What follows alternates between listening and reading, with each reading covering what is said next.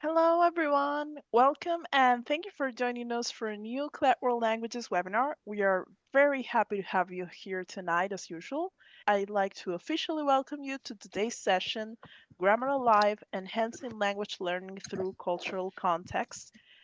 And once more, we're very excited to have Aubrey Swisher, the 2023 Maryland World Language Teacher of the Year, and Caroline Schlegel, the 2019 Maryland World Language Teacher of the Year, sharing their insights and experiences with us today. This is the fourth installment in a series of four webinars that they have been presenting since last September. You can find all the previous sessions on our website, and this session will focus on grammar and culture. Aubrey, Caroline, the floor is yours.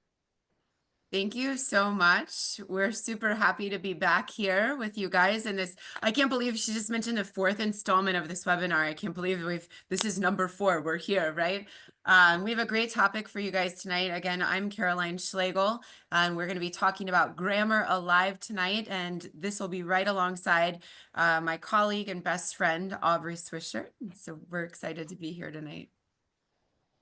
Yeah, thanks for having us and for letting us come and play again. This is it's a really big deal to me considering that I can see like the sunlight streaming through our windows and to know that you guys are there with us tonight too. It means a lot and we're super excited. All right. So, what are we going to see today? We've got our agenda on the screen for you. We're going to go through our understand, discover, and design this time. We've got the significance of using grammar to context as a concept. So, we want to break that down and understand what that means and why it exists. And then we're going to discover strategies that help us integrate grammar instruction with a cultural and contextual learning focus. And then at the end, hopefully everybody feels confident that they can design and implement activities that help students analyze and understand grammar in various contexts. And we have a lot of hands-on activities that are going to take grammar off of the page and hopefully, liven up your classroom a little bit. It'll put a different spin on it. And I think that's exactly what we need as we go from spring to summer. Yeah, and that kind of leads us to this like nice springy, we're right outside of Washington D.C. where the cherry blossoms are starting to bloom, and we all need this little bit of like rejuvenation and rebirth Mhm. and at the end of the school year, right? We're in the home stretch. I know my semester ends coming up here actually it ended today, and so I've got a work day tomorrow with grades and getting things ready to roll. And so I think it's really good for us to just like really hone in here and finish the home stretch strong, and make sure that we're integrating cultural context in our classroom in everything that we do. We have our discover, understand, use. What would we call this? Our motto, our framework that we like to Our go framework. through for everything. So whether we're planning something to do with you guys, a professional development, a webinar, or for designing something for the classroom, this is how we kind of keep ourselves organized and make sure that we're giving everybody a chance to show us what they can do and then apply. So we are going to use discover, understand, and use to teach grammar as a concept in context. We know this is one of the key things as any language teacher. Hopefully, it has been brought up to you during your training. Some of us are new. And ACTFL is always expressing this, and it's going to make grammar meaningful instead of just something that's routine practice or something that's always a drill in class. It's going to make it a little bit more organic. It's going to make it so that students can understand how the grammar is used, how to infer meaning, negotiate meaning, and then how to start to play around with it, experiment, and try it out. And I think it's also just really important for us to focus too on why teach grammar in context as a concept. With for it being one of ACTFL's guiding principles, there's got to be purpose behind that, right? So why should we do this as language teachers? When it starts off, right, number one, it enhances, our students' comprehension and retention. It allows students to see those grammar structures in more meaningful contexts. It allows them to understand them, remember them longer. They're seeing it naturally as it occurs in context, so it makes more sense, right? They can associate these things with real life communication. It helps encourage communication for our students, right? And so instead of memorizing, grammar drills or verb endings or, conjugation, stuff of that nature, students are going to use grammar naturally to express their ideas. And that makes communication feel more natural, and it makes it more the primary focus rather than just being like accurate. What's the ending? Put it on there. We want students to actually be able to use it to communicate. It supports acquisition for our students, and it also increases their motivation. So, language is learned. When we think about kids learning a language, we think about how babies acquire language, right? They acquire language naturally by listening, the input, and then they start to work with the words. And then they start to piece little things together. And that's what we have to create. We have to recreate that process, which is why staying in the target language is so critically important in our classes. And we want to increase our students' motivation to want to understand, because when grammar is relevant to who they are and what their interests are and their lives, it doesn't feel like this abstract set of something that they have to memorize. It feels like something that's purposeful and something that they can use.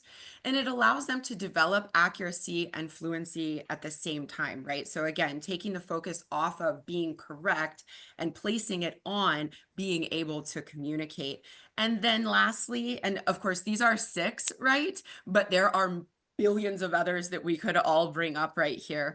But this allows us to encourage critical thinking in our classes, which is critical to what we do as language teachers to help our students show their transfer of knowledge. And so, we don't look at mechanical rules here. We're looking at using language to recognize patterns, allowing the students to kind of create that meaning in and of themselves, negotiate with each other, and then work to move forward in their path towards proficiency. I love what you're saying here because what you're emphasizing is language acquisition versus language learning. And Correct. that's huge, right? Whenever the Yeah. students are going to absorb that language and it becomes their own, they can use it, they can understand it, even if they're not explicitly taught all of the rules and why it's used in every single case that it's used, things like that. They are able to recognize situations that it is used in, and they're exposed to it, they practice with it, and they're able to start to try it out in their own communication, whether it's verbal or written. And that's really huge versus, filling in a worksheet. That's not going to have the same effect. The kids might have really polished answers on the page, but I think the whole point of learning the grammar, right, is to communicate in more spontaneous modes, more spontaneous opportunity. So they're not going to have that printed subject and have other clues that they're looking at and then spelling everything perfectly right. They're going to focus on the sounds and focus whenever they hear that construct put into the context. So I think that that's super huge. I know for me personally, I think I was in a classroom where a lot of language learning took place versus, what we're trying to do now. I was just literally had a conversation with one of my students the other day, and I said, they're like, I'm trying to like figure this out, but like, what are the endings? I'm like, you tell me what the endings are. And they're like, can you just give us a chart? I'm like, I'm not giving you the chart. You're going to have to figure it out yourself. And I was like, You're giving if me you the go to chart. Spain, right? If you go to Spain or Equatorial Guinea or Colombia, and you go on the street and you're like, hablamos, hablan. No one cares that you can do that. Like, what are you trying to say, right? And so really bringing to life the language learning process is what we're trying to do here, and support that accuracy through acquisition. All right, so we will dive into part 1, understanding contextualized grammar instruction. So we are going to take a look and see what does this look like. Caroline, I think, is going to be the person that starts us off here and kind of walks us through. And then we'll take some turns, but hopefully you get a glimpse of what this means for it to not just be something that's led into the classroom, something that's spotlighted, but instead something that kind of organically works its way in, and it's still in that cultural context. There's a reason why we're learning the grammar. It ties into the language that we're learning and the theme that we're discussing. So go ahead. Yeah. So first and foremost, I want to start out with, 2024 ACTFL released their new proficiency guidelines. And one of the big changes that came out of that was this acronym FACT, right? So FACT. And FACT stood for, as you can see on the screen, functions. The F stood for functions and tasks. And this really primarily is just what type of communication task that learner can perform at that time. What are we focusing on? Are we requesting information? Are we giving instructions? Are we narrating? What is it that we're doing, right? Then there's the accuracy piece. The A stands for accuracy, and that's really the proficiency level, the degree to which our students, our learners, can engage with the language at an appropriate level, right?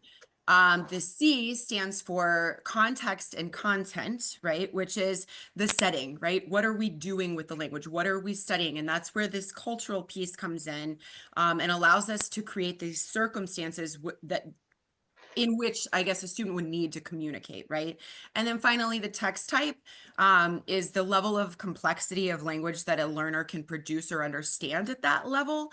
And so a lot of times, if you think of the proficiency levels moving from simple words to a subject verb to simple sentences to strings of sentences to pre-paragraph length, right? We're looking at how can we use the appropriate text type for our students to create these opportunities for them to identify grammar in context. And fact is important for us to use as language teachers, because it really helps us look at what it is that we're teaching, and it helps us know that what we're doing is assessing for proficiency and not necessarily assessing for this specific accuracy. We're looking for communication here rather than looking for, yes, it's right, yes, it's right, yes, it's right. This is a proficiency-based approach, and I really like this change, or not necessarily a change, but the addition, because it's provided clarity to us as teachers as to what our students are supposed to be able to do. And so when we look at this example that I have here, we're looking at a Spanish 2 opportunity to take a look at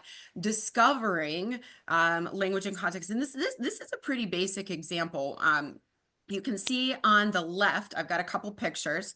This is the document that I would give to students. And then there's a blank, right? This is the first time that we're going to focus on the verb ir, right? To go in the past tense. And they're going to look at series of Instagram posts. So you can see I've got a picture of my students working with these different Instagram posts. The ones that are on the right, they have different sentences of where people went and what they were doing. And students had to go through and fill in the verbs. Now, if you've got a big classroom, I don't have a big classroom. I've got really tight spaces. And so printing these was easier for me. But the students went through and they were reading these captions. They were looking, we chatted about what we thought might be going on in these pictures, right? And these captions. And then the students went through and identified those particular verbs and filled them in. I'm like, well, what do you think those things mean? Right? And students are like, oh, this is where they went. This is what they do. So then we pair that, right, with our vocabulary to see if students can reproduce that based on what they've seen in those Instagram captions. And they can, because they see it without a chart, right? They figured it out, they've connected, they've made meaning, they've negotiated, and it's something that's relevant to them because this is real world context. My kids are on, I have to tell my kids to put their phones away. Raise your hand if you have to tell your kids to put their phones away in school, right? And usually it's Instagram or Snapchat. So captions are a really important part of our students' lives. As we move from vocabulary, or I'm sorry, from the verb ir, right? We do that first, but then we take that same context, right? And we start looking at talking about a trip in the past month. So students take a look at the story that's on the right-hand side, and they're going to read through this pre-paragraph language, and they're going to start to identify patterns in verbs, right? And we're not just looking at the verb ir. Now we're starting to look for what are the different endings that are associated with the preterite tense. And so when you look at these, this is the first step. The kids look at this, they read the story, and they're highlighting these verbs in the story as they appear in the context. They are not highlighting the infinitives. I just want them looking at the conjugated verbs and identifying them in context. The students know what these verbs mean, right? And so we're working together as a class to identify these new endings that we're seeing here. And then we start to look at patterns. What are we seeing here? And so, what do you think was in the to form, right? Based on what you see, they go in and they're organizing their own space, and then they're inferring meaning from what they have seen in the story and in context. And they are then able to create their own chart. I didn't give them the chart. They're able to read and use context clues to identify what endings go where. This aligns very closely with the PACE model in terms of presentation of grammar, right? Calling attention to what's going on in the story, co-constructing meaning, and then students being able to extend their learning and do something with it. And so we practice the endings to verify with a game, or we play, we might play trash ball or whatever, to get some repetition and whatnot in there. But then I really want my students to show me what they've learned, right? And so keeping the theme of social media and trips and things that are important to us as humans, this wonderful Instagram template here on the left-hand side of the screen by Cynthia Nixon, she's shared under her Creative Commons license. I shared this with my students all on one set, and my students shared their own pictures and shared where they went and what they did, right? And I printed all of these out. I hung them all up in the room the next day. And then my students, I bought these little sticky notes on Amazon, right? The hearts. And so for giving likes to the students, they had to like and comment on 5 students' posts. And then they had to report back on what their classmates did. And so you can see this card down here at the bottom where the students are saying, so-and-so went here, so-and-so went there. And they're able to connect with their classmates. I think it's really important to bring to life our students' experiences, where they've went, what they've done, and to allow them to connect with each other. Using their work as the driving force in class also increases the students' willingness to perform at a better rate than maybe they would if they were just quickly submitting it. And so bringing grammar to life is, you're using these posts or using a gallery walk or using student work as a way to bring grammar to life in your classroom. This is another really fun way to bring grammar to life for me. I spoke about using student work for the gallery walk, but this particular assignment here, we're looking at the context of health and well-being.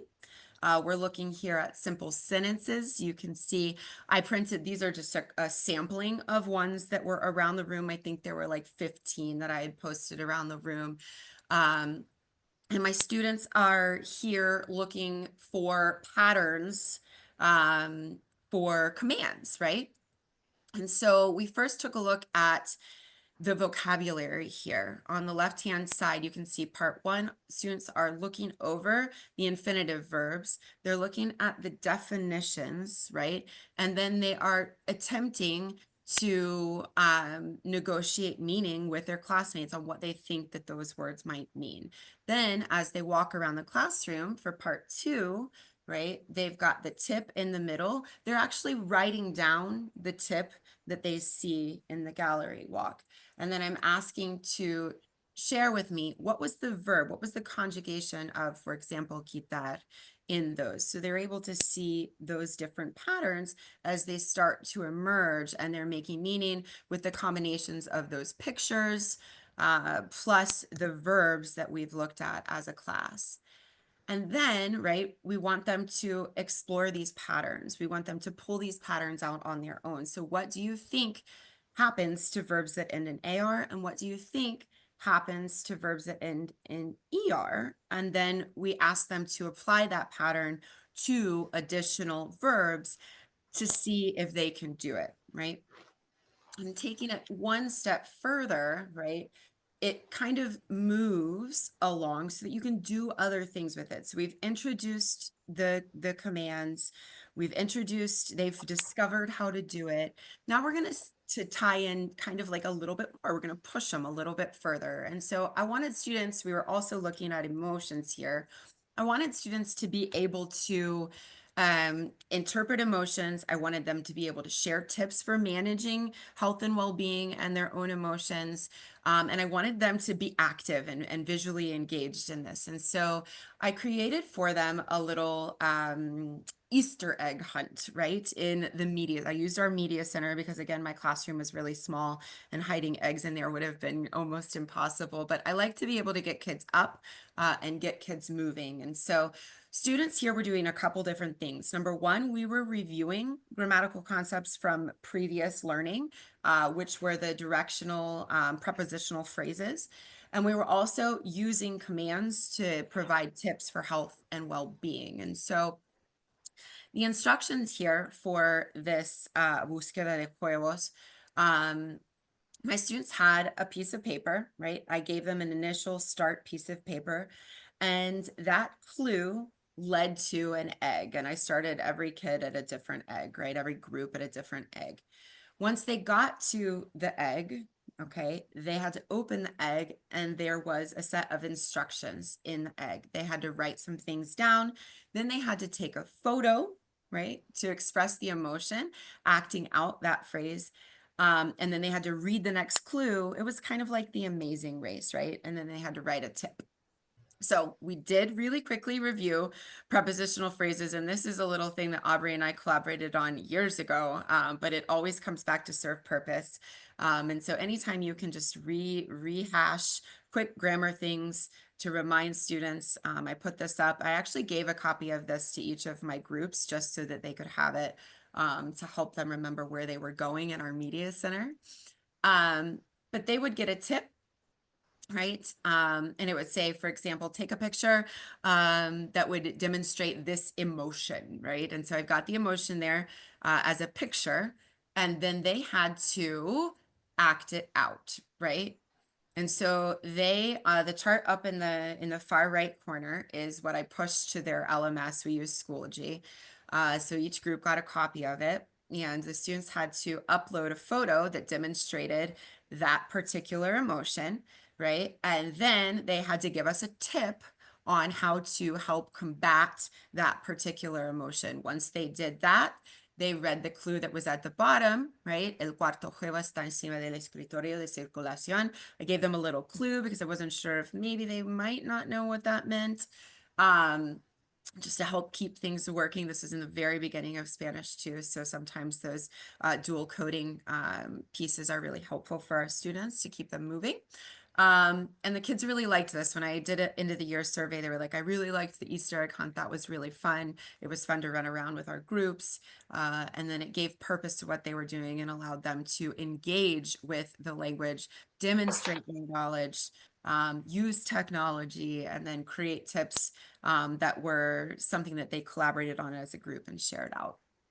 And then from that point forward, we shared posters for our classmates, and we hung these up around our school to send positive messages, what we can do and not do to be better off, right?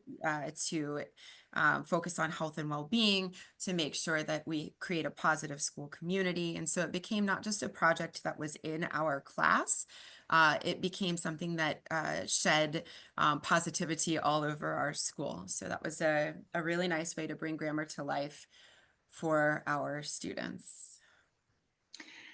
So before we keep going, while you were talking, because Easter's almost here, I started to think about the actual scavenger hunt that you had spearheaded. Do you remember with the eggs and the QR codes? Oh, So yeah. you had used ChatGPT to make these little riddles, and the kids, like, this would take it up a notch. So after your Mhm. kids had practiced their prepositions, that they're going to need those, I believe. Um, you can give the kids directions of like how to navigate through the school and leave little clues in a riddle form, and there can even be a QR code there, so if they end up at the cafeteria, they could have a QR code that might even go to a Google form, and you could have a question for them that practiced that grammar concept. It's something nice because you can put like different numbers in your QR codes and use the same foundational scavenger hunt for all of the kids, but tell them, hey, if you're in Spanish 4, you need to scan the QR code that says 4. And then maybe their thing is like, they arrive to the cafeteria and it's, if you had to eat the same food in the cafeteria for a week, what would it be? But so you can have them answering little questions using the different types of grammatical constructs that they're learning. And it's super fun. As Caroline had mentioned, getting the kids up and moving is huge. You will see their energy levels, fluctuate in your classroom. If they're going down, they're seeming droopy, try to think of something quick where you're getting them to move, get that blood circulating. It is going to have a huge difference in how they interact with each other, how they participate with you, even their behavior. And then whenever you can actually let them leave the classroom or whatever shared space you're in, and they can go in groups and try to navigate some sort of activity where they're negotiating meaning and collaborating on their responses, and then they have to move on to the next.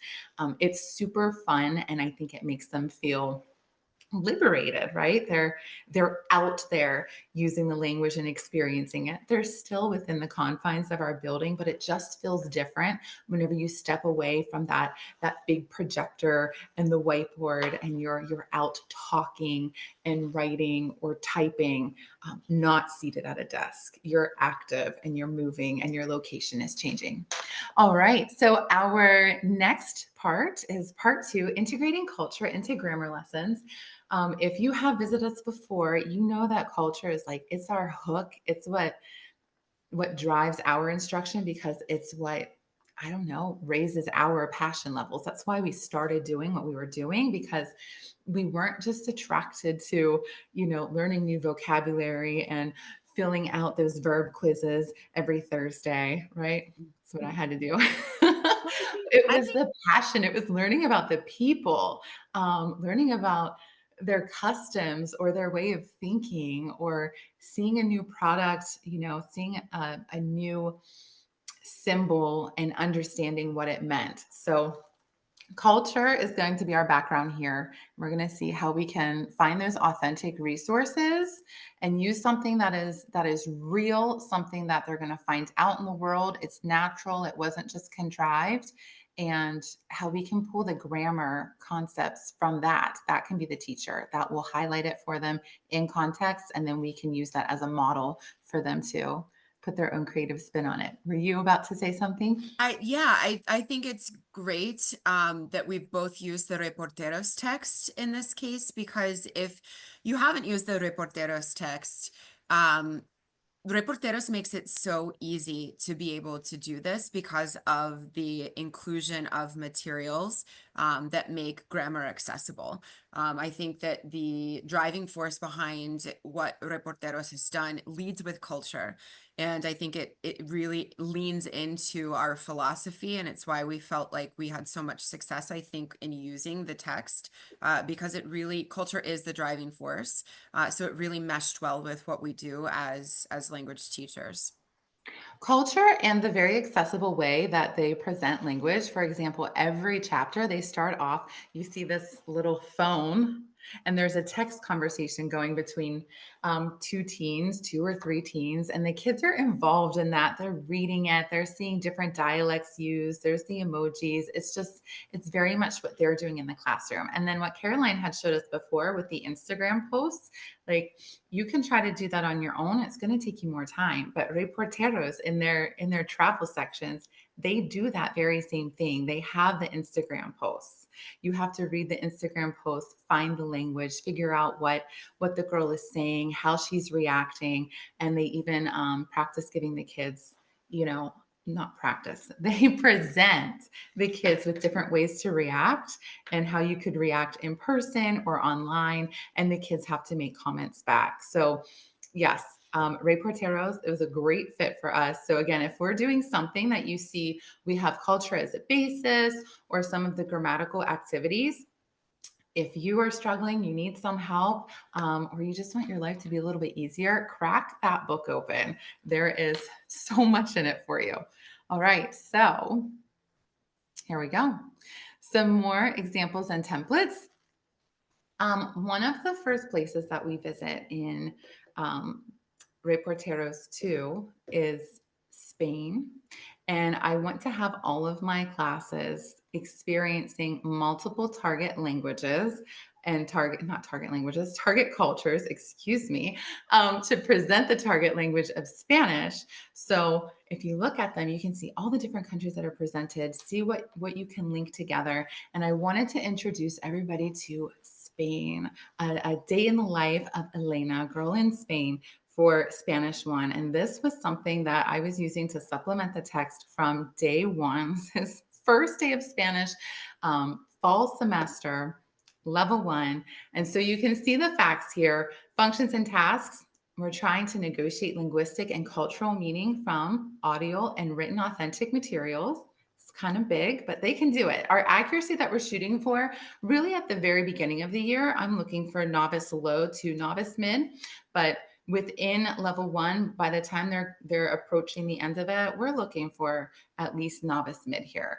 The context here, as we said, is mi vida, because we love to talk about ourselves, or at least our students do, right? That is a natural thing for us to do. I know me, I get tired of it a little bit at school when we're on repeat, the bell rings, start again, but they love it. It is so easy for them to talk about themselves. It's a meaningful interaction that they can have for somebody else, right? Classes are starting. We're trying to figure out what people are like, what similarities and differences we have. So we're going to talk about day-to-day activities and routines.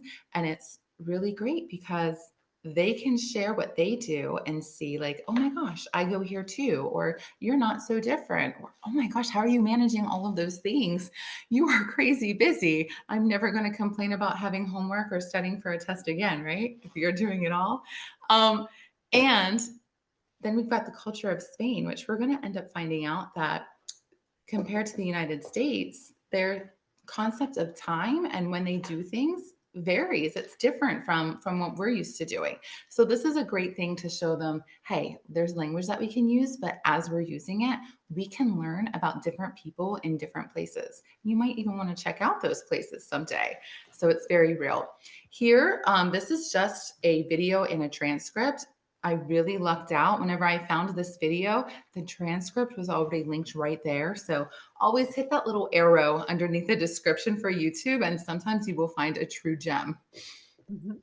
I did want to just point out on a couple of these slides, we do have these links up in the top right-hand corner. So you can scan the bit.ly QR code or this link, and that will take you to the lesson that we have actually used in our classes. Okay, again, if you're remembering that this is Spanish 1, we've got discover, understand, use. I'm trying to think about what can my students do? I want to lower that affective filter right away and build up that confidence. That is going to make the students want to participate, want to engage, and not think like, oh, this is too hard. So the first thing that I do is I'm blanking out numbers instead of the grammatical concept that I want them to get, right? I'm not really focusing on vocabulary too much, vocabulary alone. I want them to end up seeing verb endings and things like that. That's our eventual goal. But again, you cannot scare the students. You want them to buy in. So here we're starting out Spanish 1. What do you guys already know? Lots of kids could count for me. And I had asked, can you count to 12? How high can you go? Oh my gosh, yeah, we got 20, 40, somebody's going up all the way to 100, right? So we've got this. You just have to review. Okay, let's try one more time. Let's see if everybody just count. We'll count to 20. Let's see whenever we drop off. So then they're already getting that little review of numbers. I didn't stand there with a poster. I didn't write them all out, but we're hearing them, we're practicing them, and we're going to see what they can do. This is also, you can see on the left, they're trying to figure out, what does this lady want me to do with this activity, right? They barely know me, and I'm like, we're gonna jump in today. So what is this text or video about? They have the picture and they have all that text with the blanks there. You're gonna have varying levels of kids that, or strengths levels. What they can understand is going to be a little bit different, but we're going to have them find 5 examples of cognates, and you can describe what those are. You can throw on words like música, presidente, right? And they're already picking up reading strategies. So they're going to go through, they've made a prediction, they found some words that they can figure out, they understand, and now we just know that we've got these numbers blanked out. You can go ahead and move on, Caroline. Okay. So whenever we finally focus, this is time to listen now. It's their first listening ever. Like, remember, what are we listening for? Numbers. Okay. Do you need to understand every word? No. Is every word going to be a number? No. Okay. Perfect. We're looking for specific information and we're going to focus on what we understand versus what we don't understand. If you don't understand it, just keep waiting. And whenever you find something that you can get, jot it down. Right? It's really nice to have the transcript because they can follow along. And for some of the kids, it's their first time really listening to Spanish being spoken in a conversational way, not just a little snippet on Duolingo. So we play it, and that's all they're doing. They just know they're putting a number from 1 to 12 in there. Okay. So when we do that first part, we have a lot of confidence. We go over the numbers. We, of course, can listen to it twice or 3 times. And it's great. They're feeling confident. Now you have the kids buy-in and they're starting to see like, okay, this isn't too bad. Again, here you'll see they're practicing with time. So we're learning how to talk about at what time we do something, but I'm also kind of feeding them expressions from the text. I'm putting them back there and I have the pictures there, the pictograms, so that they're starting to understand the vocabulary and they might not even realize that at first. They don't know how much work they're actually doing. When they start to say me levanto a las and they give us a time, oh my gosh, you're speaking Spanish in a full sentence. It's grammatically correct on day one.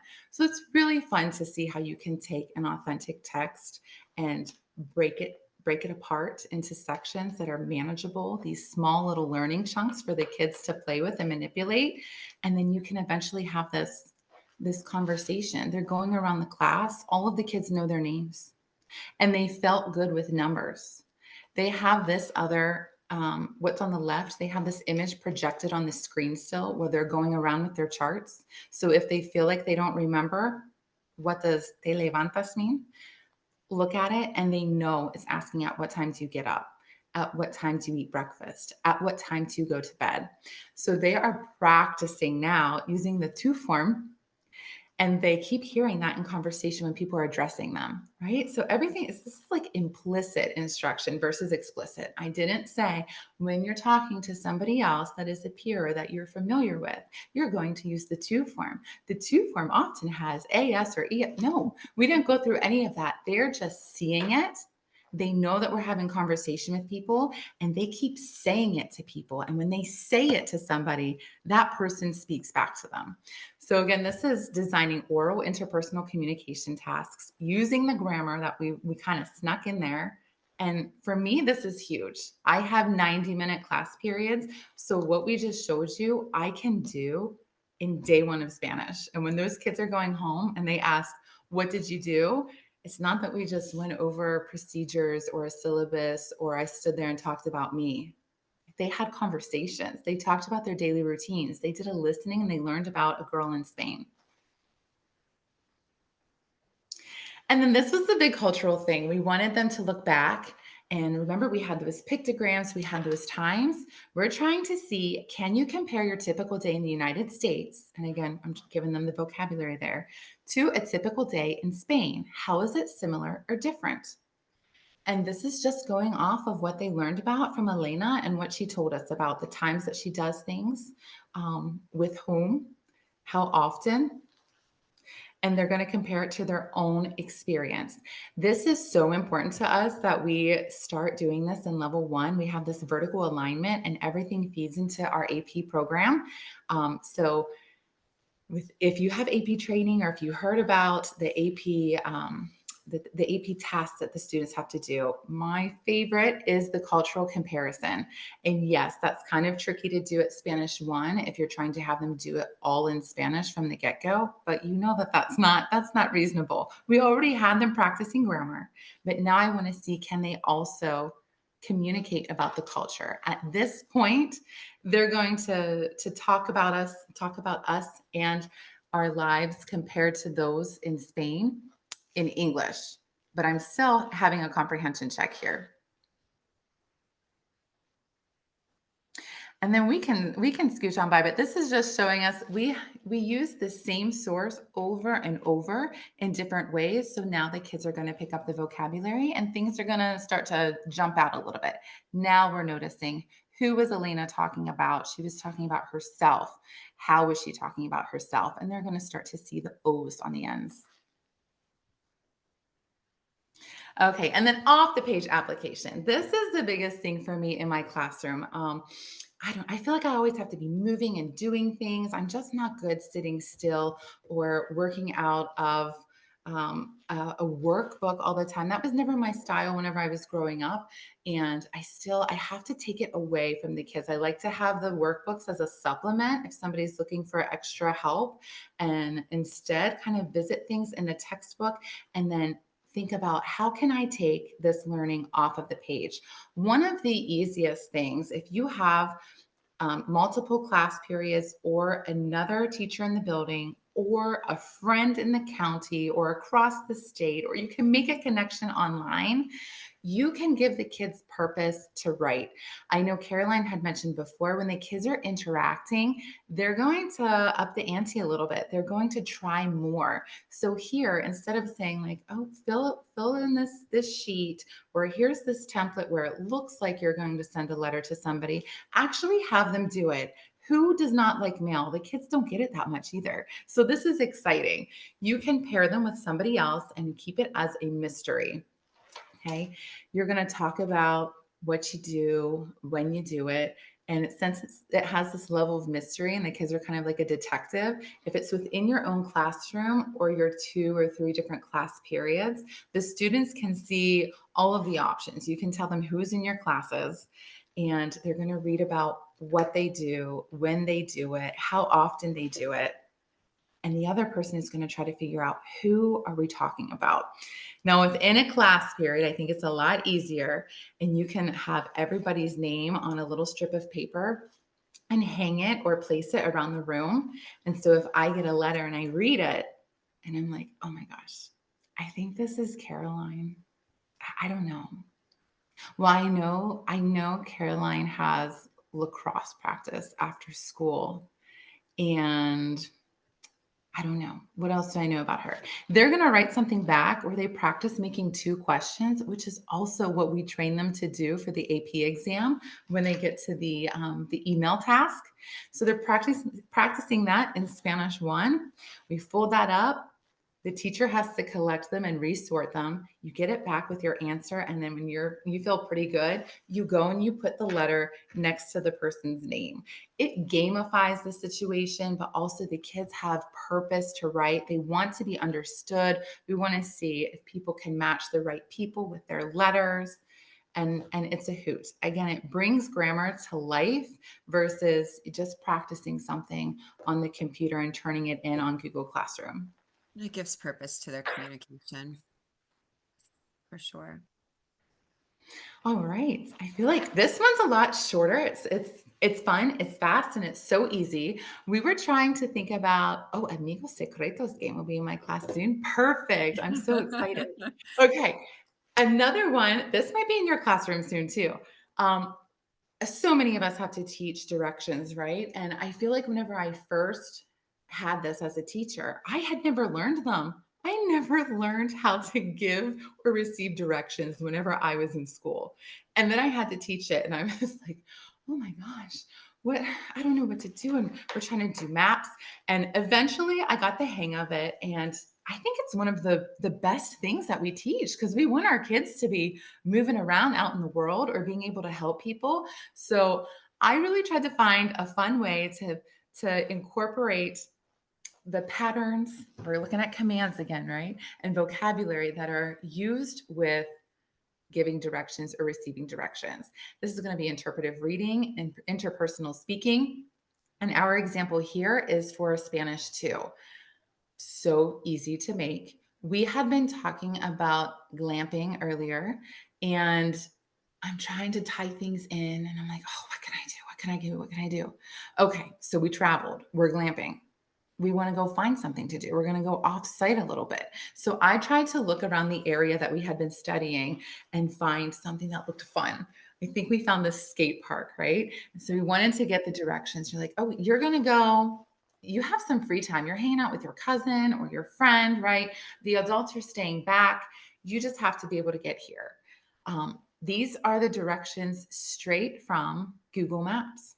You can print them out. You can take a screenshot, but talk about authentic. I mean, they're right there. You can type it in Spanish and request them, and you're going to get everything back to you in Spanish. And the students can see that they have the different arrows, the directional arrows to show you where you're going, just like you would get on your GPS or just like you would get on your phone whenever you looked it up. So this is something very real to them and easy for them to read. They're used to this. They've seen this. So this is what we did with it. We just tried to get them to pick it apart. They already had the symbols. That's not hard for them. So you can start out by filling out the chart for them, give them some examples, talk about it in class, figure out how do you know? What gives you the clue? And then after they have these things and some of the directions, you can add in some more vocabulary and talk about it. How would you turn this into a command?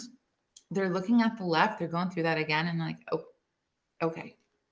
Some of them will just they end in an E or an A. Some kids will say there's no R. Okay, but we're going to see what works. So they're going to play with it. Again, this is not for perfection, but we're hoping that they start to catch on to the pattern. So there we go. That's the grammatical part is how do you turn this into a command? But then they also have to try to figure out what does it mean? What a better way than to practice with the map? Keep it simple, right? They're going to use the vocabulary and the grammar that they just deciphered, that they just negotiated the meaning for and filled out on that chart. Now we're going to put it to practice with this mini activity, super short, 3 steps.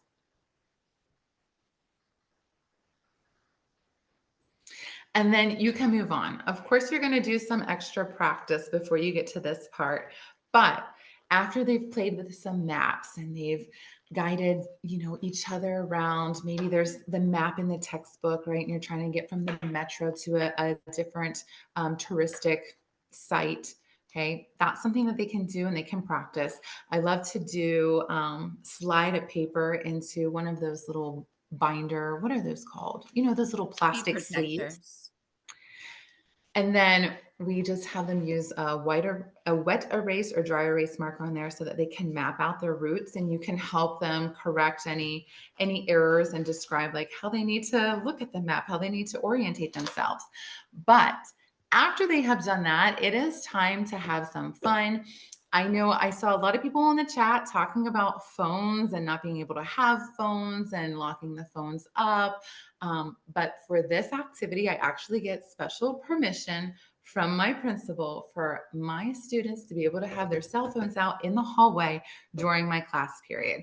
And we pretend something that may or may not have happened to their Spanish teacher in real life, that they were on a tour abroad and maybe they got distracted and they stopped in a store, or maybe they were trying to take that perfect photo, or they might even be lost with a friend because they were doing who knows what, right? But now they need to get back to the group because the group is going to end up getting on a bus and going to another city where their hotel is.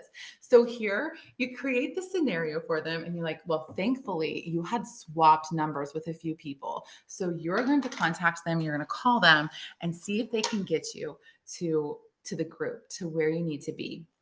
So what they're going to do, you make sure that you've got permission first. Again, I got it from the principal. We make sure we have students that are grouped in groups where everybody is comfortable, where at least 2 people can trade phone numbers. And then they're going to actually FaceTime. So they're going to orientate their camera so that their camera is facing out. And you can go ahead and move to the next slide. We have different plans. Each group is going on a different tour. So you can spread everybody out. You can also rotate through the different group members so that they all get a chance. But here I had 3 different plans, and I went through and I was naming ways and putting pictures up or trying to find focal points in our actual school that they could use. And we had somebody that was reading the directions to the student and watching on their phone where their partner was going, how they were reacting. But what they had to do, since they were seeing everything in real time, was they had to understand what they were saying. I had written the directions, but they had to understand what they were saying so that they could pace themselves and not give too many directions before their partner got to where they needed to be. They also had to error correct. So, although I provided them with a lot of language, they had to be watching. They had to understand what they were saying, see where their partner was going. And if they were going the wrong way, they had to redirect them. You can see that there are different stops here, right? They had to take photos by different attractions in the school. And it was just a hoot. They loved it. They wanted to keep coming back and swapping plans. And again, it was just something really, really lifelike.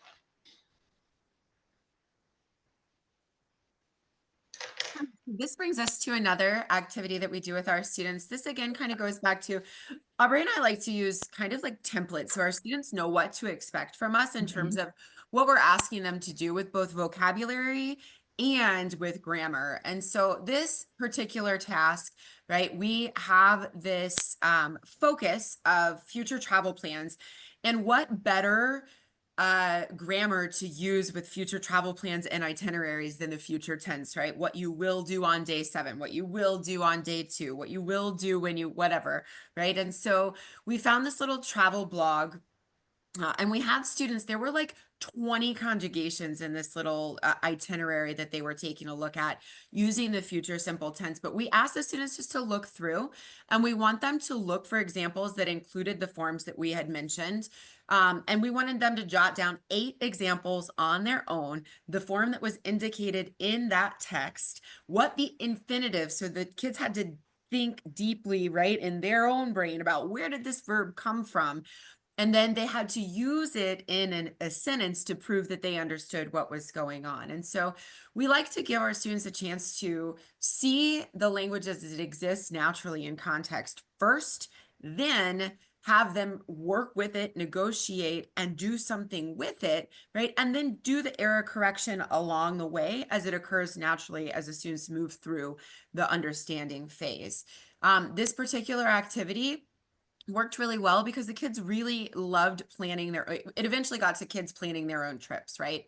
But it is also really important. I think it is really important that we would mention this, is that we don't just give students stuff and just look for grammar, right? We really want to know that our kids are understanding things too, right? It's important to check for that comprehension when we're looking at literacy scaffolds and skills for our students that are transferable across all content areas, right? It's important that we have students take a look at what it is that they are reading and that they do understand that. And so there's a couple little comprehension checks here. We asked them to take a look and copy and paste. We distributed this digitally via the LMS, and students could copy and paste those things into it so that we could do a quick comprehension check there. But then really students got to do something with it. And these are examples from, I think they're from Aubrey's class. I can't remember if they're from my class or Aubrey's class.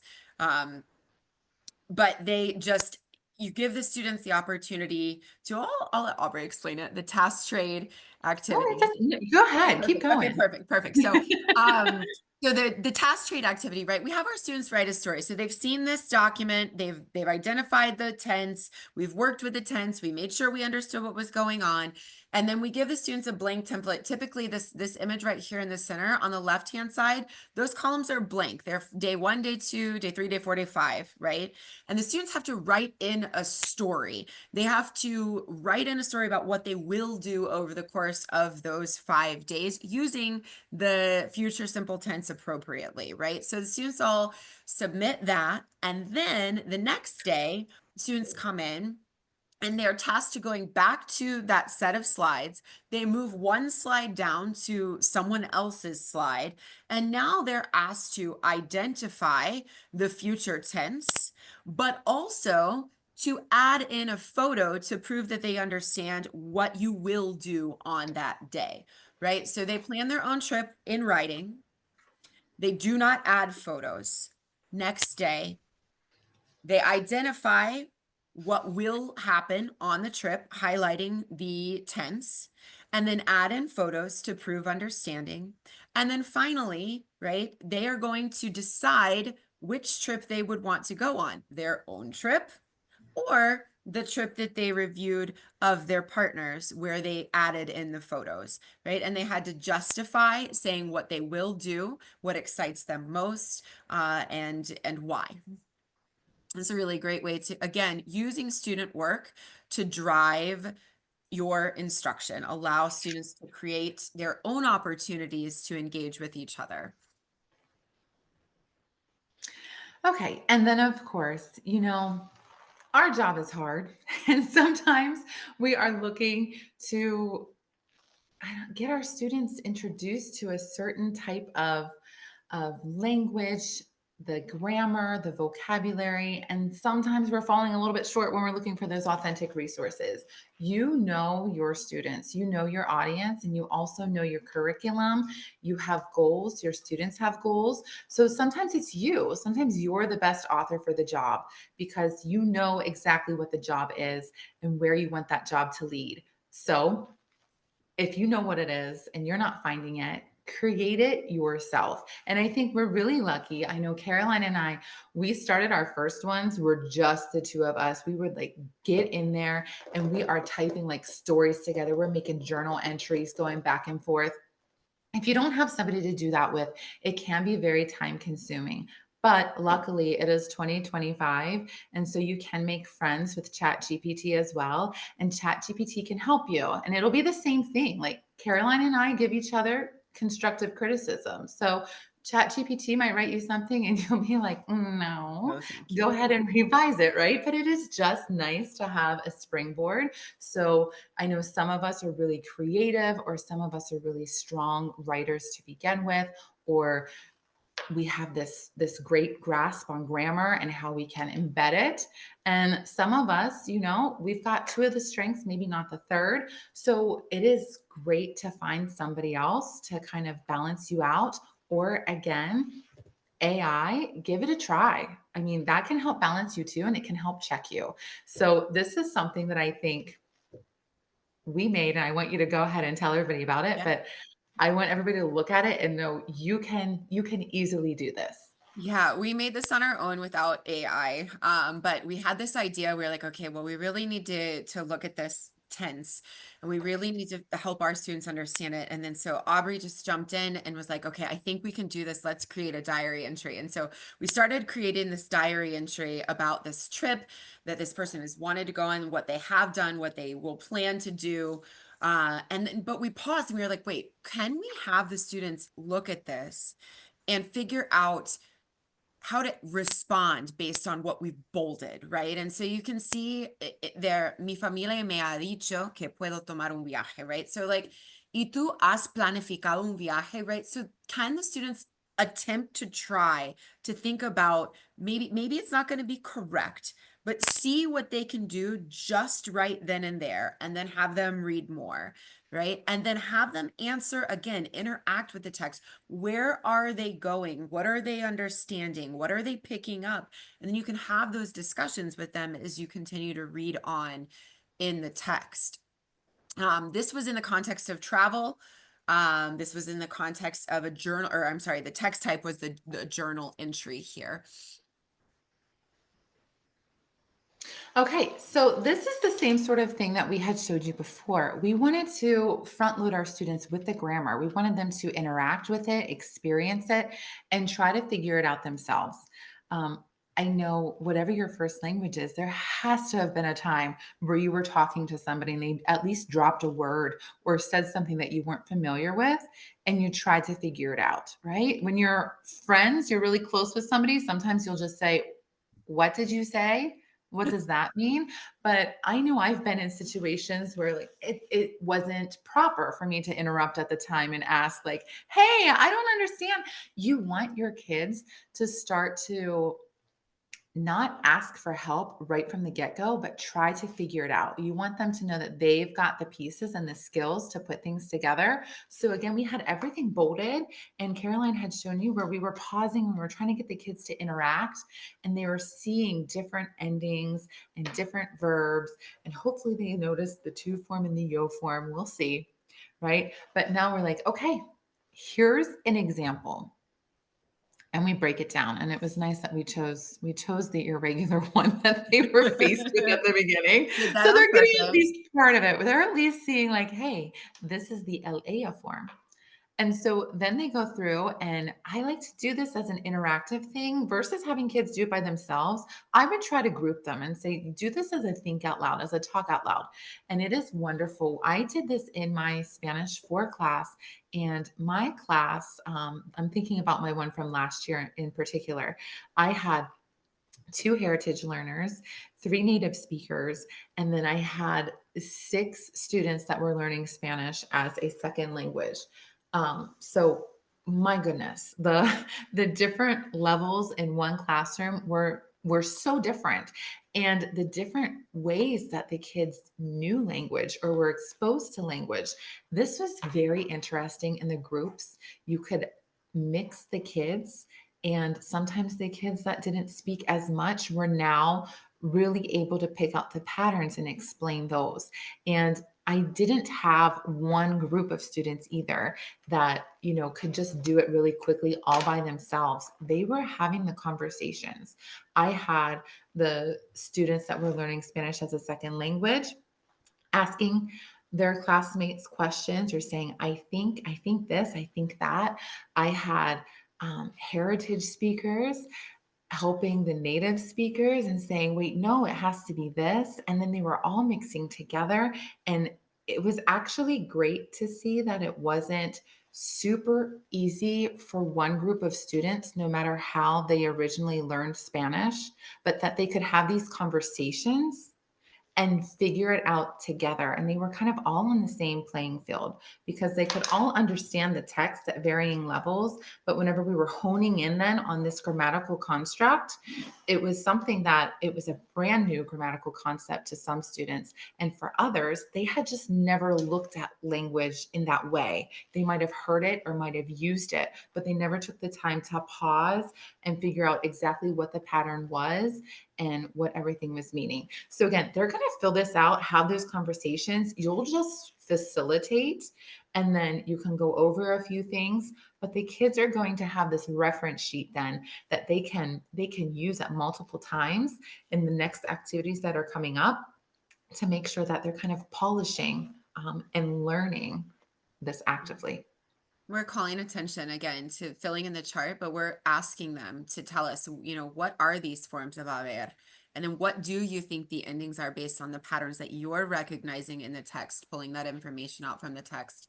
But then we want them to do something with it, right? We want them to create some questions using some different verbs they didn't see in the text, and so but they still relate to the context of the travel in Ecuador, planning to go to the Galapagos. And so you see these 4 verbs up here. We wanted them to create 4 different questions. So the students take those verbs and they use the grammatical construct to create the 4 questions, right?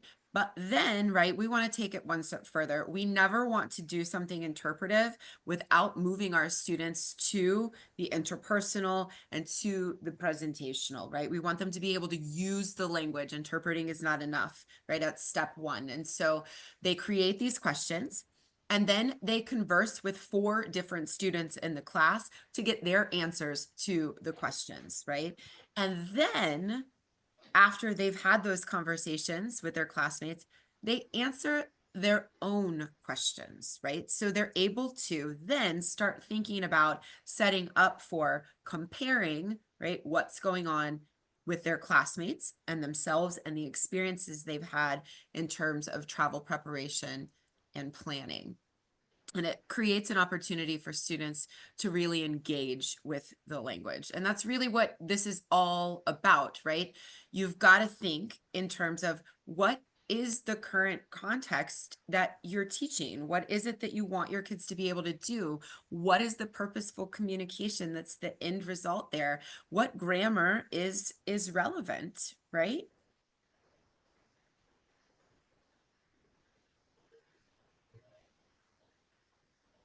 Okay, this is fun time. This is super interactive, super engaging. I was trying not to look in the chat because sometimes it makes me get a little distracted, but I saw somebody was asking about games, and so here we are. This part is for you. So if you were the person asking for games or how to get your students to interact, play close attention here. Hopefully there's something that you can just take and make work for your classroom, or something that you can tweak a little bit and adapt. All right, so first up is grammar escape room. These can be created on your own if you've got something that you want to do. Or you can consult, as we mentioned before, an AI tool that you'd like to use it. But here we've got an idea, right? You're stuck in a Spanish classroom overnight. Boom, puzzle one, verb conjugation. You've got to unscramble that, conjugate the verbs, reveal the code. Puzzle two, sentence scramble. Puzzle three, fill in the blank. Then finally, the lock, the students answer a cultural trivia question.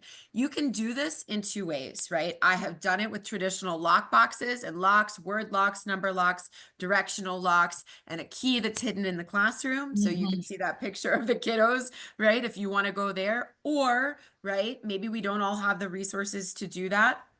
And you can use a Google form. A Google form, you can set it per sections, and you can set it to the answer being this thing only, a code only. And if the students don't input the code correct, they can't pass to the next section of the Google form. So taking a grammar escape room is something that's highly competitive, highly collaborative. It's super engaging for our kids. You can reinforce multiple grammar points with this one particular activity, and you can do it with a Google form, or you can do it with a lockbox and get the kids moving around the room. You can sneakily differentiate that activity too, Oh yeah. which is Oh yeah. great. Like, they all think they're doing the same thing, but you might have something that is way more advanced for the one students, and something that, is a little bit easier, or maybe in your Google form, you might have put some clues or a visual to help the students. And so if you already know this group of students usually is lagging behind, or they need those extra supports to help them to succeed, you can give that to them, and their peers have no idea, but everybody is still in the game. They are still in the race together. So I really like that. I like that. And they can see that, maybe this group is already on the second puzzle, and, the other kids might be just a little bit behind them. Like, oh my gosh, like, how are they doing this? And everybody, I think, needs a little bit of competition in the classroom, but they also need confidence. And you can give your students what they need in that scenario. Here is another one, just a grammar improv. Again, I like this because it's super low prep. You are just trying to practice spontaneous grammar use in real world contexts. So you can create these cards and have this deck. You can use it whenever you're short on time to do the one activity that you wanted to, and put this in there instead. Save your other thing for the next day. Or if you need some sort of exit ticket or a warm up or something short like a brain break, you can put these things in here. So draw a grammar focus card. We've got commands, conditional, present perfect, whatever kind of thing is going to work for that level of kid. Draw a scenario card. You can be giving travel advice, negotiating a deal at a market. You can make these themes as simple or as complex as needed. And then students improvise a short dialogue using the assigned grammar structure naturally. You can add challenges like using an idiom or switching to the formal register. Again, this is something that you just need to have some cards, and you can color code them for your classes. And then for your more advanced classes, just know like which piles you can take, and you can shuffle them all together. So maybe whenever they're in Spanish 4, something might be simple. It might be the present tense, and it might be talking about school, but we still want them to be able to do that. You still want to recycle the grammar and the vocabulary over and over through each level. So that's wonderful. If one is just a green pile, that's great. But two's pile is hot pink, you can shuffle the green and pink together and easily separate them later on for your different classes.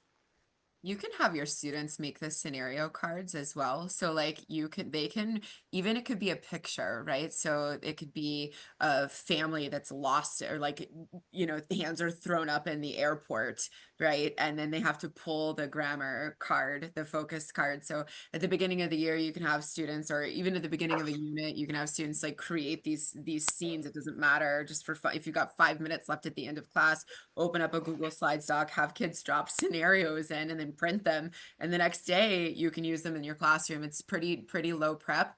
And it allows the students to like, oh, that's my scenario. So Uh-huh. And you can even ask the kids what they want to be able to talk about in your course. What do yeah. you want to be able to do? What do you want to be able to talk about? What are you interested in? And you can put those scenarios in there and see how they do. And then if they get one of those cards, it's like their little wish card and they're Yeah. able to do that. Able to That's do like it. so empowering. This is storytelling with a twist. It goes back to, again, the grammar card. You can do this or you can assign it. It doesn't matter. You know your students best. But you draw a story prompt like a vacation gone wrong or whatever it may be. And then this is a one sentence at a time kind of thing, right? And so you draw the story prompt and the student starts the story and then it passes, and then the student adds another sentence, and then you pass it and the student adds another sentence.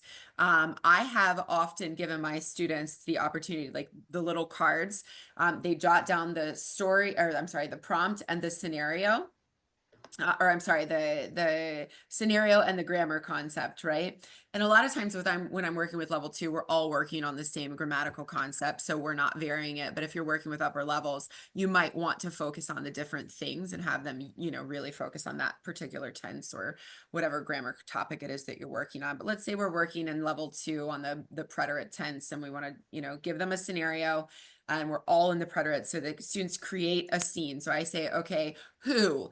And then the students write a sentence on who, right? And then if you want to give them up and moving instead of just passing it, right? I have had my kids ball up the paper. We're standing in a circle and they throw it to the center of the circle. And then when I say go, everybody goes to retrieve a piece of paper. They open the piece of paper, they read what the person wrote before them. Then I give them another prompt, right? Where did they go, right? So students are using, the verb ear in the preterite tense to where they went. Then they crumple it up, they throw it back into the center, right? Then it's what did they do? Then who did they see, right? And so you keep crumpling it up and throw it in, gets the kids up and moving. It's laughable, it's giggly, it's fun. And it's something my kids are always like, can we do the circle game? Oh Yes. my gosh, and it just Circle feels game. good, right? Like, who doesn't at one point just wanna crumple something up and throw it? Love it. When did they get to do that in school? Like, we're doing it though, but it has a purpose, and you're gonna go grab one and keep building on, so it's fun. I think that's really important, is to make, um, Learning. language fun to begin with, but then grammar can be so dry, but you don't have to make it dry. All right. Oh, imposter or Among Us. This is fun and it's so low prep. And an English teacher walked into my classroom 2 days ago, and my kids had just gotten back from lunch and asked me if they could play again. And I said, "Oh, you want to do the activity again?" And there was this loud choral response of, "Yes." He's like, "What are you doing in here with them?" All that you need is a post-it note. Okay. Um, Also, it would be nice if you had a board or something that you could project. But I had a slide in this case. And on the slide, I had two questions. And on the top question, it said regular. And then on the bottom, it said impostor. So we knew that we're going to have some imposters and we were going to have a bunch of regular students. And so everybody got a post it note. But before giving them a Post-it note, I decided how many imposters I wanted. And then that number of them, I would put a star in the corner. So for my class, I wanted there to be 4 imposters. On this little Post-it note, I drew a little star. Make sure you're not using a pen that is a color very different from your Post-it note, or you will have people trying to cheat. But right, No I way. know, can you believe it? I used a little orange pen on my orangish yellow Post-it note at home, and then everybody's corner was just folded like that, and I kept it flat, and I told the kids, "Listen," while they were playing a gim kit while I was passing these out. I said, "I'm giving you this Post-it note. The corner is folded down for a reason. You cannot lift that corner. If you lift that corner, we can't play our game. And if we can't play our game, we're going to lose out on fun." So nobody wanted to lose out on the fun, right? So they kept their corners down. I described everything, said, "Look at here. We've got some imposters in the classroom, and we have the rest of us that are trying to identify them. If when you peek in your corner, there's nothing in there, you know that you are one of the regular people in the crowd that are trying to find who is intruding, who's our imposter. So that means you guys are all going to answer this question." I think one of the examples was the regular question was, "What did you do last weekend?" We were just practicing preterite. Okay. Then I told everybody else, if you look in there and there's a little star or some sort of mark, you know that you're an imposter. But you have to answer your question, but you don't want to blow your cover. For this time, you guys, instead of saying, "What did you do last weekend?" you have to talk about, "What did you do to celebrate your birthday?" Or "How did you celebrate your last birthday?" They can either just speak or they can write on their Post-it note, but then you have everybody get up and they just start telling each other the answer that they have to their question. If they think they find somebody suspicious, they're going to mark it down on their paper. Afterwards, I had a timer go off and I said, "Okay, we're going to call a meeting." If you've played Among Us or you've even played the Gim Kit version, you're going to know that you call meetings. And so then you try to see, okay, who seems suspicious? Who's the imposter? We got into groups and we're like, okay, Abby, she is definitely talking about her birthday. There's no way that she just did that over her weekend. Like, that's crazy. Or like, "Oh, I know that's so-and-so's favorite restaurant. And I swear he talked about going there for his birthday before. I think he's an imposter." So then we would go back and try to talk to people that you heard were a little bit shady. And in the end, the students got to go up there, and you can see on my board, maybe it says sospechosos. And we had to put who our suspects were. And we wrote down their names and we took a vote. And then we got to see how close we were. So we asked all of the imposters to raise their notes in the air, and we got to see if we got them or if we didn't. And it's fun. It's simple. Again, super low prep. All you need is some kind of paper and a little signal, and you're ready to go. You could ask the questions verbally if you didn't have a board, or you can have it projected on your board, write it on your board. But again, it's something my kids asked to play again. And I had 3 slides. So that means I had 3 questions, and they're still asking for more. And I'm like, okay, you just want me to ask you all of these questions using the preterite tense and you want to keep answering them? Yes, we do. But you hear them, they're going around to multiple people, and people have different things that they're saying. So they're using different verbs, they're hearing different verbs, and it was a great practice.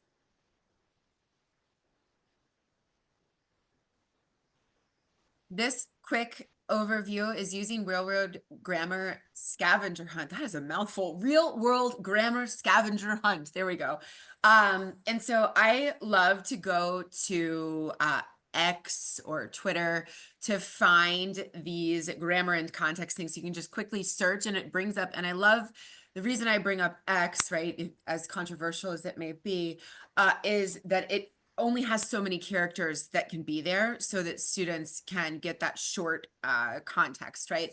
And so we have to find real world examples of grammar in these authentic materials. So we were studying if then clauses in my level 4 class. And so in the context of health and well being, who we are as humans, mental health, right? Talking about body image, beauty standards, things of that nature. And so I did a quick search for tweets, right? And then I created this document for our students. Or actually, I think Aubrey and I created this years ago, where we found these tweets that showcased this if-then structure, right? And we kind of tied in mathematics here in the center in the structures, right? The if P then Q, to help kind of guide our students. They were looking for what the answers would be using the past subjunctive tense and then the conditional tense. And then we wanted to make sure that they understood what they were reading, right? And so we asked them to drop in an image. But you don't have to create something like this, right? You can ask your students to, on their own, find real world examples, whether it be in a newspaper, in a social media post, maybe it's in a menu, maybe it's something that's in their cabinet, right? On the back of a food product or on a tag in their shirt, whatever it is, they can bring those things in. You can analyze it. You can identify those things in those stories and highlight those things for your students. And show them that grammar is alive and around us, all around us, and they can bring in those examples too. So you can structure it, or your kids can be an active part of finding those particular structures as they exist in our real world. Ask, switch. Again, I don't know, little pieces of paper, post-it notes, that's really all you need. And then if you could be a little bit prepared beforehand, it makes it a lot easier. You're going to make a grid of, I would say, between 9 and 16 questions that use the grammar point in context. And so whenever you project it, tell your kids, okay, don't spend a lot of time reading every question. You do not need to read all the questions. Just let your eyes wander and stop on one. Copy that down. Someone like, what, do we have to answer it? No, you're not answering it. Just copy it down word for word. So everybody, well, not everybody, but a lot of people potentially are copying down different questions. They get that on their paper, and then you're going to set a timer or a goal for them. So they either know they have to talk to as many people within 4 minutes, 2 minutes, depending on how big your classroom is, or that you're looking for 5 switches, 6 switches. Whenever you get ready to go, students are going to stand up and they have their post-it note in hand. And they have the question that they have copied down. So now if I'm face to face with Caroline, I'm going to read my question to her. My question is in the target language.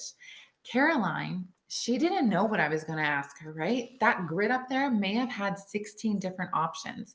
So instead of doing that normal survey where the kids already have 3 different questions that they're going to ask 5 different people, Caroline really has to listen to me. She has to pay attention and practice her listening skills to know what I'm asking her. And then she's going to answer my question. In return, she asks me her question. It could be the same exact question that I asked her, or it could be something completely different. I'm going to listen to her and answer it.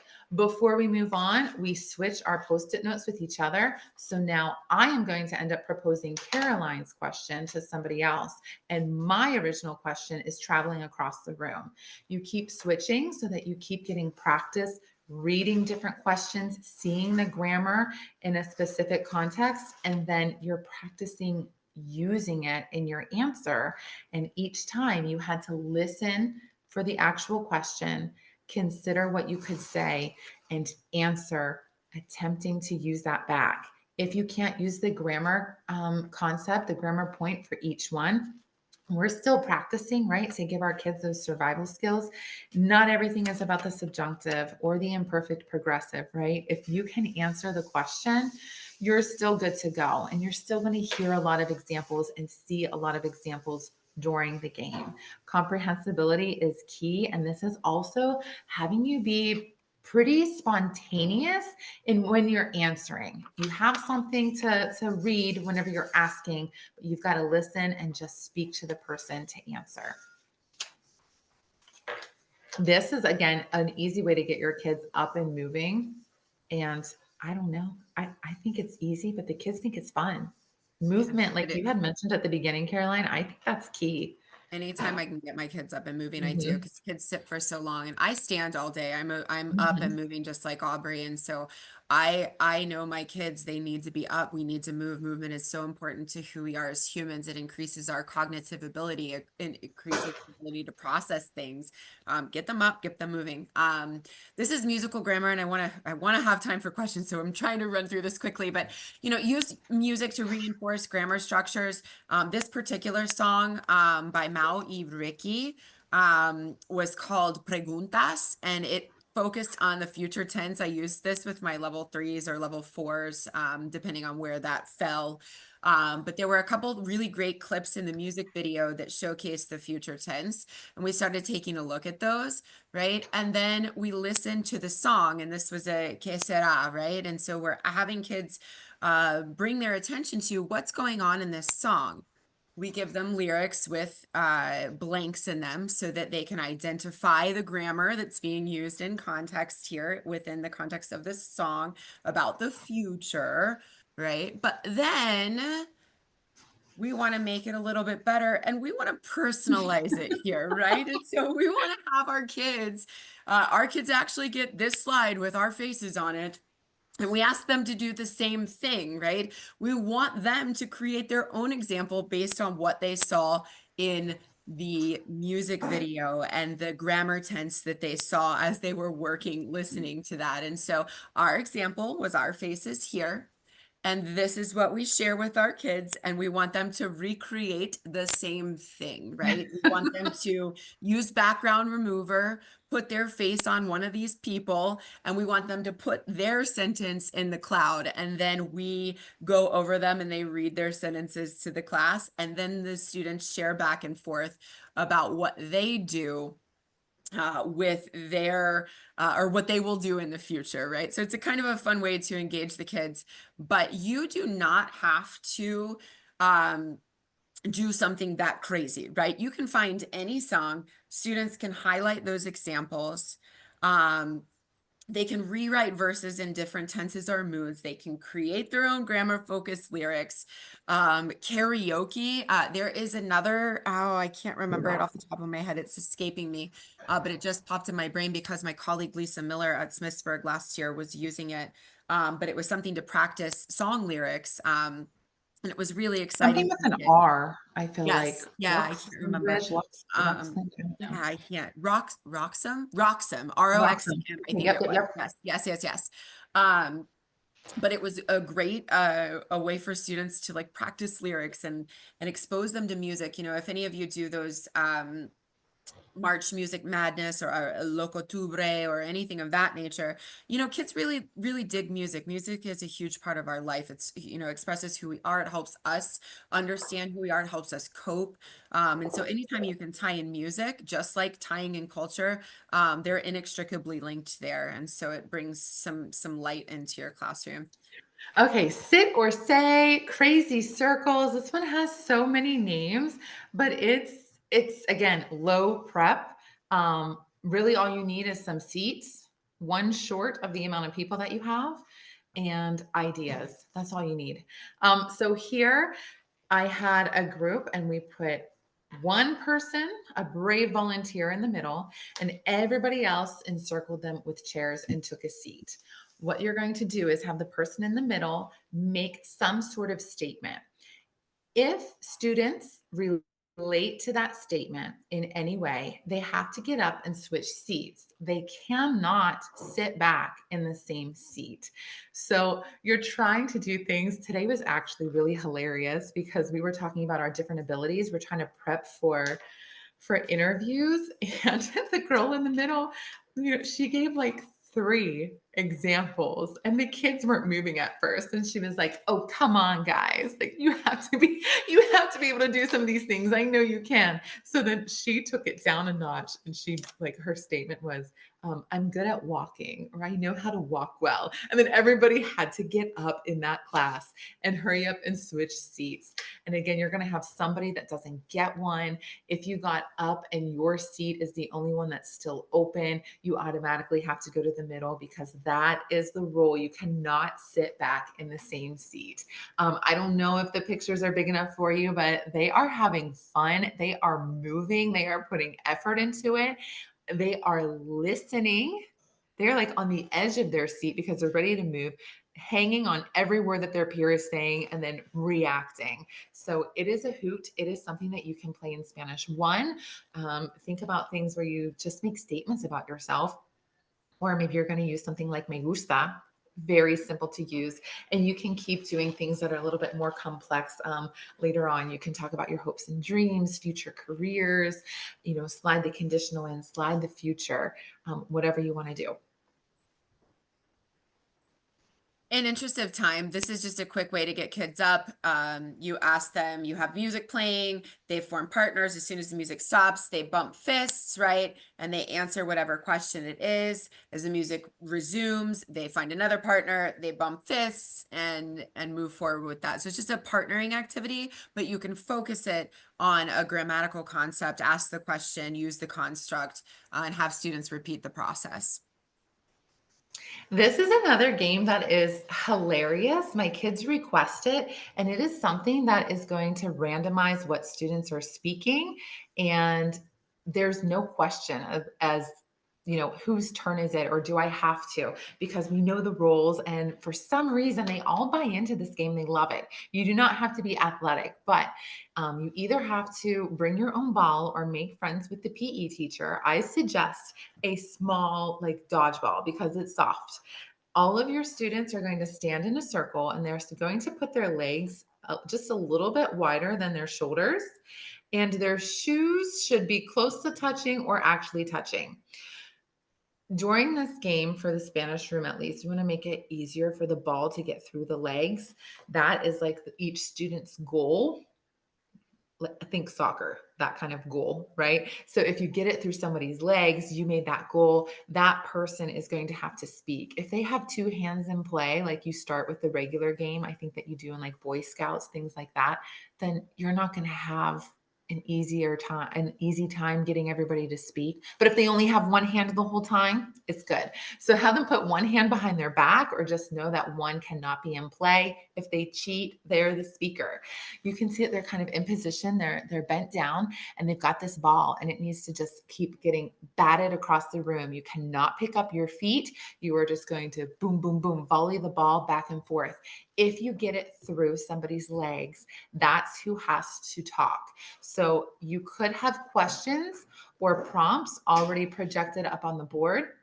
I know today I had done a warm up. We were practicing different preterite or different past tenses. So they had practiced making sentences that used both preterite and imperfect progressive. And another big goal in our class is actually listening to people and reacting. So we said, okay, if you're the person that gets the ball through somebody's legs, you're going to have to react. So make sure you're paying attention. And the person that was the speaker, since we did a little warm up, had a little sheet already prepared for them. If they needed it, they were allowed to reference it to make their statement, or if not, they could just do it spontaneously. But again, it's a lot of fun. And for those days, whenever your school tells you the Wi-Fi's out or there's a power outage, it's easy to do. Speaking from experience, 4 times in 2 weeks. I see it's almost 7:30, so Yes. we'll stop here. Yeah. Yeah, no problem at all. Thank you so much, Caroline and Aubrey, as usual, for the amazing insight. Yes, we're actually out of time, so I'm afraid we won't be able to do any questions, but we're gonna leave you all an email so you can send those questions and we will forward them to Caroline and Aubrey so they are able to reply to you. So no worries on that. And again, thank you also all of you for being here with us. We hope that this was helpful. We believe it was. So just before we leave, remember that you will receive the recording, the PowerPoint presentation, the slides, and if you requested the certificate of attendance, we just put the link again. You will receive that in about a week. Also, we would really appreciate if you can give us your feedback. We would love to know what you liked, where we can improve. I just put that link in there also. Hope it doesn't get lost. And we also, we also have more webinars. We hope to see you here. We have a webinar next week, actually, on April 1st. That's again at 6 p.m. Eastern time. I'm gonna leave you the link for that one. And there you have also our Eventbrite, so you can check the next ones. And I'll put you the email so you can give us your questions and we can forward those. Is marketing@cledwl.com. Feel free to send us an email, we will forward it. And I think that's it. So again, thank you very much, Caroline and Aubrey, and thank you all. And I hope you have an amazing evening. Good Thank night. you Thank you so so much. much.